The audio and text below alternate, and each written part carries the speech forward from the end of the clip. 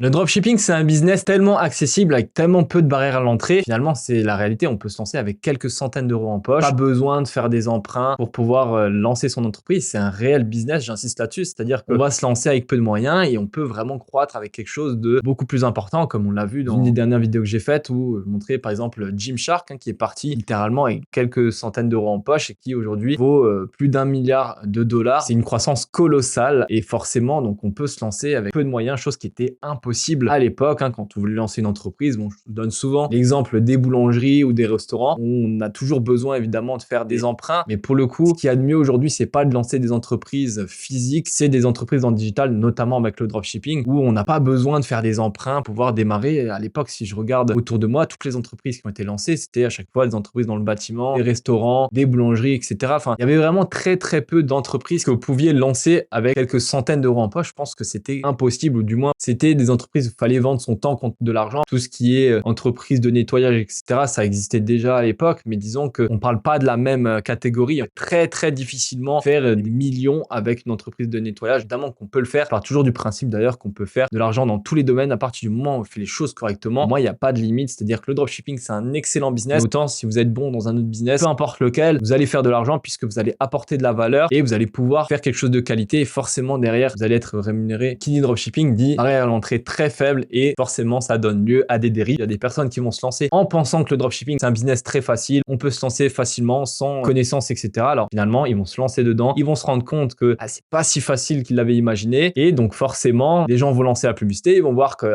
ça se vend un petit peu mais c'est pas hyper rentable et on se dira tiens comment je vais pouvoir améliorer ma rentabilité. Ils se disent tiens si j'envoie pas le produit, ma marge elle est plus importante et donc forcément ça donne lieu à des dérives et forcément je pense pas que ces gens-là soient mal intentionnés. Je pense que c'est surtout l'appât du gain. Forcément ça va donner lieu à des dérives. Pour moi c'est le reflet de la société. Ça veut dire que c'est pas forcément que les gens sont mauvais, c'est juste que ils vont se dire c'est de l'argent facile, etc.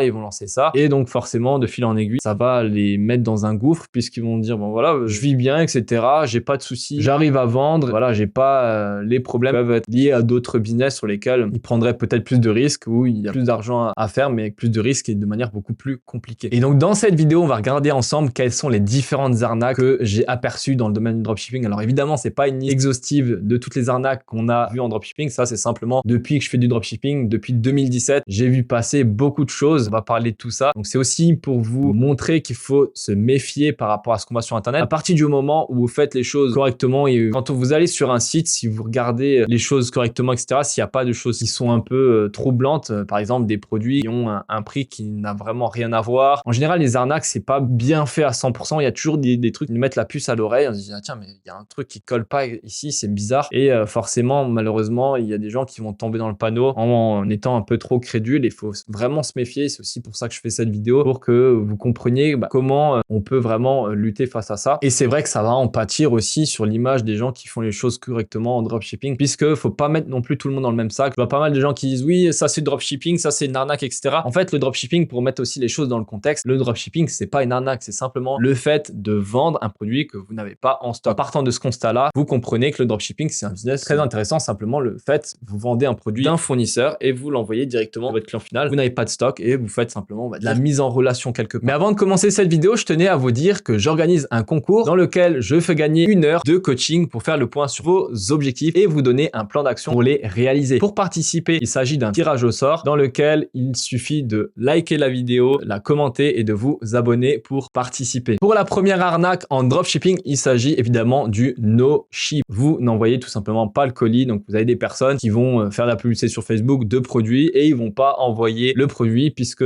ils vont dépenser de l'argent sur Facebook, ils vont voir que c'est peut-être pas hyper rentable et donc ils vont se dire bon voilà, si j'envoie pas le produit derrière j'ai une marge beaucoup plus importante, qui paraît assez logique puisqu'il suffit simplement d'avoir un ROS de 1 et plus et la personne est rentable puisque tout ce qui est super à 1 ce sera du bénéfice que la personne va prendre dans sa poche. À partir de là, il s'agit de l'arnaque la plus connue puisqu'il y a des gens qui vont vraiment en user et donc au passage le ROS ça veut tout simplement dire, pour ceux qui ne le savent pas, c'est le Return on Ad Spend. Ça veut dire que simplement c'est le retour sur investissement. Par exemple si vous mettez 100 € dans la publicité et que vous faites un ROI de 3, ROS de 3, ROI, ROS c'est pareil, Return on Ad Spend, vous avez un multiplicateur de 3, donc vous faites du x3 sur votre publicité et après donc forcément dans le no ship, les gens quand ils vont faire de la publicité, s'ils dépensent 100 € de publicité, à partir du moment où où ils rentrent au moins 100 euros, donc par exemple 101 euros, bah, ils vont être rentables. Bon, de 1 euro dans ce cas-là, ça rend forcément les choses beaucoup plus faciles puisque derrière, il n'y a pas de produit à expédier. La marge, elle est beaucoup plus importante et du coup, je pense qu'ils peuvent baisser le prix du produit. Je sais pas si de manière générale, je vois pas qu'ils baissent forcément le prix du produit. C'est la plus grande arnaque. Le rebuild, c'est le plus basique, on va dire, puisque les gens qui ont commencé par l'arnaque en dropshipping, ils ont dû, je pense, commencer par le rebuild puisque c'est le plus basique. Disons que les personnes ont voulu se lancer en dropshipping puisqu'on voit un peu de tout sur Internet. On se dit que bon, le dropshipping, c'est un business très facile, etc. Ils vont se lancer, ils vont pas avoir de résultats tout de suite. Qu'est-ce qu'ils vont faire? Ils disent, bah voilà, je fais des ventes, mais derrière, bah du coup, je suis pas très rentable. Je vais pas envoyer le produit pour que je sois plus rentable. Et du coup, je pense que c'est comme ça que ça marche. Et derrière, voilà, hein, ça leur fait plus de profit. Et donc, vous allez voir aussi qu'il y a d'autres techniques qui sont très ingénieuses. Et je tiens aussi à le rappeler, je l'ai pas précisé en début de vidéo puisque là, voilà, je fais la vidéo comme ça sans avoir trop préparé un script par rapport à ça. Je voulais parler de manière très proche de vous, tout simplement. Vous savez que j'aime bien voilà, discuter. J'aime pas forcément préparer de script par rapport à la vidéo puisque je pense que ça fait moins naturel et je trouve que c'est voilà, une discussion, un échange avec vous, le fait de faire une vidéo de cette manière-là et je trouve que ça fait plus spontané. C'est ça que je le fais comme ça. Mais je tenais quand même à préciser au passage que tous ces arnaques-là ne sont pas liés au dropshipping en tant que tel. En fait, c'est associé au dropshipping puisque forcément, le dropshipping, c'est envoyer, voilà, c'est de faire du business en ligne très accessible. Encore une fois, je tiens vraiment à signaler ce principe-là. On pourrait plutôt l'associer au e-commerce. Là, je dis arnaque dans le dropshipping, mais c'est pas relié au dropshipping puisque le dropshipping, c'est simplement le fait d'envoyer des produits qu'on n'a pas en stock. C'est différent. Disons que les gens vont commencer par le business de dropshipping. En général, ils vont dévier un petit peu, ils vont passer du côté obscur, on va dire. On les assimile à du dropshipping. Moi, ça m'énerve un petit peu quand les gens, ils vont dire, ah, c'est de l'arnaque, c'est du dropshipping. C'est ni plus ni moins. À partir du moment où vous faites les choses correctement, vous faites les choses proprement, vous sélectionnez bien votre produit, vous passez par AliExpress, vous livrez dans les délais, etc. Vous indiquez tout sur votre site. Pour moi, il y a zéro problème. Je veux dire, c'est le principe aussi du commerce de faire de la marge sur un produit. Quand les gens vont acheter un produit chez Auchan, etc., vous pouvez trouver même les produits que vous achetez sur AliExpress, vous pouvez les trouver chez Auchan. Pour certains d'entre eux, en tout cas, les best-sellers. Et pour autant, on ne dit pas que Auchan, c'est de l'arnaque. Bon, après, ces personnages, je pense qu'il faut leur expliquer. Après, des fois, il y en a qui vont être bornés et malheureusement, on peut pas les faire changer d'avis. On peut pas convaincre tout le monde. On peut leur expliquer, voilà, montrer les choses. Après, si les personnes ne veulent pas comprendre, bah, on peut pas faire grand chose, malheureusement. Mais tout ça pour dire que ça va aussi un petit peu en pâtir sur le dropshipper. Mais je pense que à partir du moment où vous faites les choses correctement, il y aura toujours de la place. Il faut vraiment bien le comprendre. Je fais aussi cette vidéo pour avertir les gens, voilà, pour dire qu'il faut vraiment se méfier parce qu'il y a de tout sur Internet, pas que dans le dropshipping finalement. Aussi expliquer que même s'il y a ces arnaques-là, on peut toujours faire les choses correctement. Le dropshipping, ça marchera toujours. Je le dis dans chaque vidéo parce que tout le temps, j'ai des messages sur Instagram qui me disent que ouais, le dropshipping, qu'est-ce que t'en penses? Est-ce que c'est encore fonctionnel? Est-ce qu'on peut faire encore de l'argent avec le dropshipping? En fait, la réponse, ce sera toujours oui. À partir du moment où vous aurez toujours des gens qui vont acheter en ligne, bien sûr, vous pouvez faire de l'argent. Bien sûr qu'il faudra aussi se différencier, faire les choses proprement. Ça, c'est une certitude. Pour moi, c'est même une évidence. Maintenant, on va passer à la deuxième arnaque qui vient en dropshipping. Donc, celle-là, elle est liée à Stripe. Il s'agit du rebill Stripe. Donc, le rebill, ça vient de l'anglais, ça veut dire refacturer. Il y a un truc totalement hallucinant possible avec Stripe. Bon, évidemment, ne le faites pas. D'ailleurs, ça va de toute façon vous retomber dessus si vous le faites. Faites très attention. Là, c'est surtout pour vous prévenir de faire attention par rapport à ça et de ne pas commander sur n'importe quel site. En fait, on peut vous refacturer. Ça, c'est un truc que j'ai halluciné quand j'ai compris ça. Là, j'avais vu sur un groupe Facebook, bon, c'était il y a quelques temps, quelques années, sur un groupe Facebook, il y a une personne qui a écrit « J'ai été refacturé ». C'était sur des trucs de paris sportifs que j'avais vu ça. Je dis « Tiens, comment ça, j'ai été refacturé? C'est pas possible. » Enfin, à partir du moment où tu mets la carte bancaire, tu peux être prélevé donc du montant, mais tu peux pas relancer des paiements, etc. sur une même carte bancaire. Je me dis « C'est pas possible ». Et effectivement, quand j'ai demandé un peu autour de moi dans mon réseau, je dis « Ah ouais, mais en fait, c'est vrai. Enfin, on peut faire des choses comme ça. Ce serait trop grillé de prélever 300 € sur un compte bancaire directement. » En fait, ce qui se passe, c'est que ces personnes-là, j'ai vu ça aux États-Unis, il y avait quelqu'un qui avait fait ça, il avait fait une arnaque. En gros, il prélevait des petits montants, mais sur plein de comptes. Donc, c'était sur des millions de personnes aux États-Unis. Il avait écrit frais bancaires. C'était des 1, 2 $ ou des choses comme ça. Mais quand on cumule le tout, ça fait beaucoup d'argent. Et en fait, forcément, bah, on se pose pas de questions. Hein. Si on a des prélèvements de quelques euros sur notre compte bancaire avec écrit frais bancaires ou quelque chose comme ça, c'est là où les arnaqueurs vont pouvoir tirer leur épingle du jeu. Et je pense qu'à partir du moment où les gens font ça, bon, ils vont peut-être pas se faire attraper directement sur les premiers, etc. Mais ça va toujours les rattraper. Donc vraiment, faites attention à vous. D'une part parce que il faut pas faire n'importe quoi sur Internet, pas acheter n'importe où. Et surtout, si vous avez l'idée de faire des arnaques sur Internet, etc., pensez toujours que dans la vie, chaque chose que vous faites, de bien ou de mal, ça va revenir vers vous. Bah, évidemment, personne n'est parfait ou quoi que ce soit. Je suis pas en train de dire que voilà, moi je suis le meilleur du monde ou quoi que ce soit, mais disons que il faut faire les choses correctement et voilà, ce genre de choses, ça vous rattrape toujours. Donc ne le faites pas. Soyez-en juste conscient que vous pouvez effectivement vous faire arnaquer de ce niveau-là. On passe à la troisième arnaque. Il s'agit du produit produit à 3 € sur la publicité Facebook ou TikTok ou sur Snap, ça tournait pas mal. En fait, il y a des produits qui sont souvent vus en dropshipping, des produits qui sont à la base vendus dans les 30-50 € et qui en fait c'était surtout une arnaque qui était je pense 2 ans, quelque chose comme ça. Là je l'ai plus trop vu récemment, que vous avez dû le voir, ça tournait beaucoup sur Facebook et en fait il y avait beaucoup de commentaires et en gros sur le produit, donc il y avait écrit produit à 3 € et en gros la personne participait à un tirage au sort pour gagner le produit, devait payer 3 € ou 1 €. Au bout de 14 jours la personne était prélevée de quelques dizaines d'euros, donc par exemple 20 € et après de nouveau au bout de 30 jours de nouveau 20 ou 30 €, ce qui faisait qu'en fait la personne elle perdait dans les 50-60 €, voire peut-être même plus. Moi c'est ce dont j'avais écho et donc forcément ça fait perdre beaucoup d'argent et je suis même pas sûr que le jeu concours était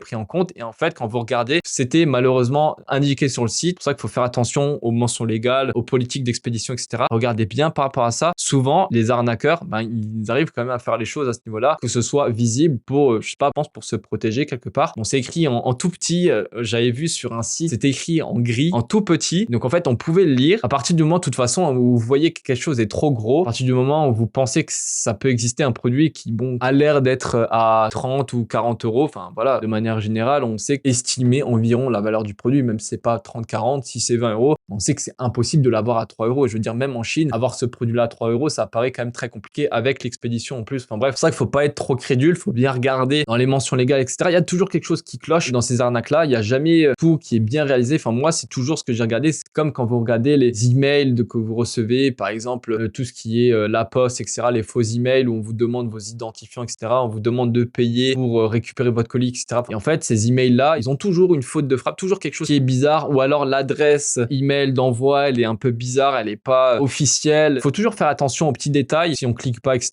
on se fait pas avoir. Et tout ça pour vous dire que vraiment, soyez vraiment vigilants par rapport à ça et que forcément, si un truc est trop beau pour être vrai, c'est qu'on passe à la 4e arnaque. Il s'agit de la trottinette et des PS5 qui étaient en vente. Forcément, tout ce qui était PS5, c'était des produits qui étaient en rupture de stock. Je crois que ça est sorti il y a 3 ans maintenant et elle était en rupture de stock. Donc, il y avait des gens qui s'amusaient à proposer des PS5. Elle était moins chère, elle est affichée, je sais plus, dans les quelques dizaines ou 200 € par exemple. Mais PS5, ça vaut dans les 450 ou 500 €. Donc, si vous voyez que c'est déjà pas le même prix, c'est qu'il y a quelque chose de louche derrière. Si vous les trouvez pas en magasin et que derrière il y a quelqu'un qui les vend sur internet à moins de 300 € ou 400 €, je dis voilà, c'est quelque chose de pas très net derrière forcément. En fait, ils trouvent toujours des nouvelles choses par rapport à ça, mais méfiez-vous, s'il y a des choses par rapport à ça qui sont un peu bizarres, vaut mieux pas commander et donc forcément renseignez-vous, regardez la société, regardez dans les mentions légales, dans les politiques d'expédition, etc. Il y aura toujours quelque chose de un petit peu bizarre. Et sinon, regardez sur Google, mettez l'avis par rapport à avis nom du site et vous trouverez qu'il en est par rapport à ça. Ensuite, on passe à la 5e arnaque. Alors celle-ci, j'ai rigolé quand je l'ai appris parce que en fait, il s'agissait à l'époque, c'était, donc je pense que ça s'est fait sur plein de produits, mais moi quand je l'avais vu, c'était sur des chaussures, des Nike, des sneakers. Et en fait, la personne, elle avait fait un site et elle avait mis Air Force One, elle avait mis la photo, etc. Une fiche produit basique. Et en fait, on voyait en plus petit en bas sur le site, il y avait écrit il ne s'agit pas de la vente de produits Air Force One, il s'agit simplement d'une photocopie d'une feuille A4 que vous allez recevoir concernant le produit. Et donc, ça m'avait fait bien rire parce qu'en fait, les gens ont commandé le produit à 100 €. Bon, évidemment, c'est pas génial quand les gens commandent, mais bon, c'est marrant à ce niveau-là puisqu'on remarque que les gens, ils lisent même pas sur les fiches produits. Vous voyez, je vous dis à chaque fois que les gens lisent pas les fiches produits, bah là, c'est la preuve concrète. Les gens vont lire les images, ils disent bon, voilà, le produit il est à 100 €, quasiment le même prix que les vrais Air Force One. Donc, ils se posent pas plus de questions que ça. Moi, ça m'a fait bien rire. Bon, quand on voyait en fait que le produit c'était une feuille blanche avec l'image en fait du produit tout simplement. Et je crois que il a quand même été inculpé de quelque chose cette personne-là. Alors moi, je me suis dit bah en fait, comme c'est écrit, il peut rien risquer en fait finalement puisque tout est inscrit. Il y avait quand même quelque chose comme une déclaration trompeuse à ce niveau-là. Bon, moi, je me suis dit quand j'ai vu l'arnaque, je me suis dit mais non, il va pas avoir d'ennui avec la justice puisque finalement c'est écrit noir sur blanc juste en dessous de la page produit. C'est pas écrit dans une autre page, etc. C'est sur la page produit écrit ceci est simplement la vente d'une photocopie du produit et non de l'article avec la boîte à chaussures réelle, les chaussures que vous allez recevoir, etc. C'est bien précisé et pour autant quand même été déclaré comme étant une tromperie. Ça avait fait le tour. C'était pas mal important comme escroquerie. C'était dans les quelques centaines de milliers d'euros quand même, voire millions, je sais plus, mais dans la tête c'était quand même assez important. Et donc ça a fait le tour vers 2019, quelque chose comme ça. Je pense que c'était un peu avant le Covid. En tout cas, il faut pas le faire encore une fois, puisque en fait, il faut faire les choses correctement comme j'ai expliqué. À partir du moment où vous faites les choses bien, vous allez